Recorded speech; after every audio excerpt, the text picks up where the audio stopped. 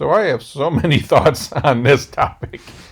One of them being, millennials love to hate on the boomers, saying they destroyed the economy and all that fun stuff. But when they're about to inherit $68 trillion, they're not going to be complaining, right?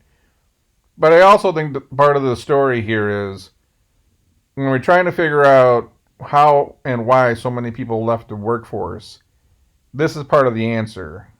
Um, what many people do not want to seem to process is that it seems that the way the news paints it is that everyone other than the top 1% is going broke.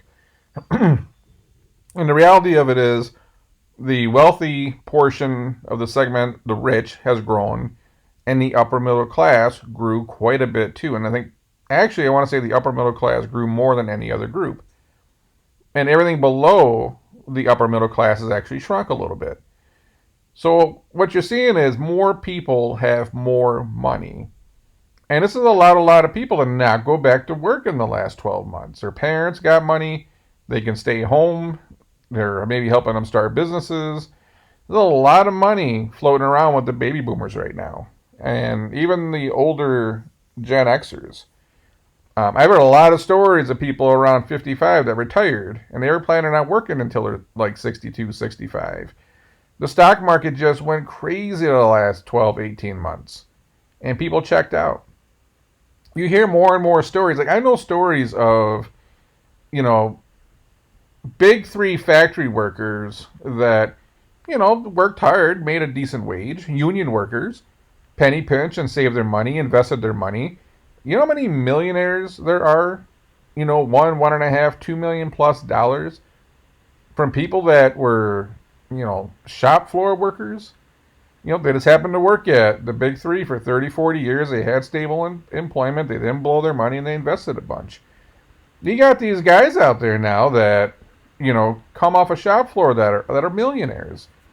And you're looking at so much of that money is going to get passed down to their kids. But also, it's quite a nice safety net. I mean, that's what happened in 2008. You can hate rich people, but when the crap hits the fan, they're the ones that give stability. In 2008, how many people did you know that went back home to live with their parents or leaned on their parents for money? The parents that saved their money, invested, and had something put away. The people that everyone loves to hate, the wealthy people. Well, how many kids ran back and used them for stability? We gotta, stop being so hateful towards people that save their money and add some stuff. Imagine if everyone was living check to check, what 2008 would have looked like. It would have been a complete disaster. And we're seeing that now again where the older generations have saved and saved and invested and saved. That it's put a lot of people in a position to not go back to work this year. And now we're looking at how much money is going to get passed down to their kids. And now it might be generational wealth. It might go down to their grandkids too. That pays for college, buys them their first home.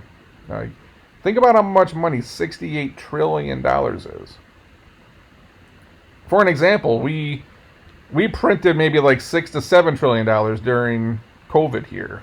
Probably more.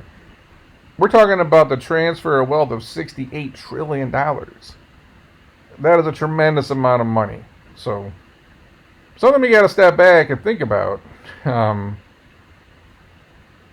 Saving money is not a bad thing. This is the stability.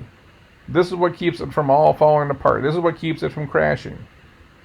Remember when Warren Buffett lent Bank of America $5 billion? I don't know. Did we want it the other way where everyone's broke? I'm not sure I want it that way. But I just thought this was an interesting, topic just because a lot of people can't, the question is for the people that exited the workforce right now, that like, what are you doing for money? Some people retired. They're not coming back. Other people are probably living off their family. Other people saved a bunch of money because they got a boatload on unemployment and stimulus. I think some households that were dual income, one person's making so much money now that the other person doesn't have to work. Or, one of the two people, might have had family money for example, because it seems like $68 trillion is floating around out there. Um, where does it get us in the long run when it comes to the workforce? Are we gonna be consistently understaffed for the next decade? Like Elon just came out and says we need to start having more babies. Um, if we're not going to have people participating in the workforce because there's too much wealth, we're going to have issues. I did another episode, look it up, and I asked the question: should rich people have to work too? What happens when we get to the point to where we have so many people in society that have money where they don't have to work, but they're in a position to only consume? Well, then we're going to have a consumption issue, kind of like we have right now, where there's more people consuming than those contributing. So sit on that one. What happens when we get so wealthy that no one wants to work?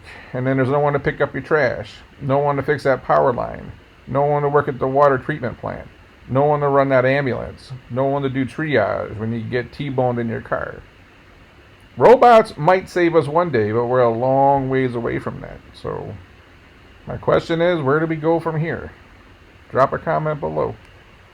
Till then, I'm going to catch you on the next one.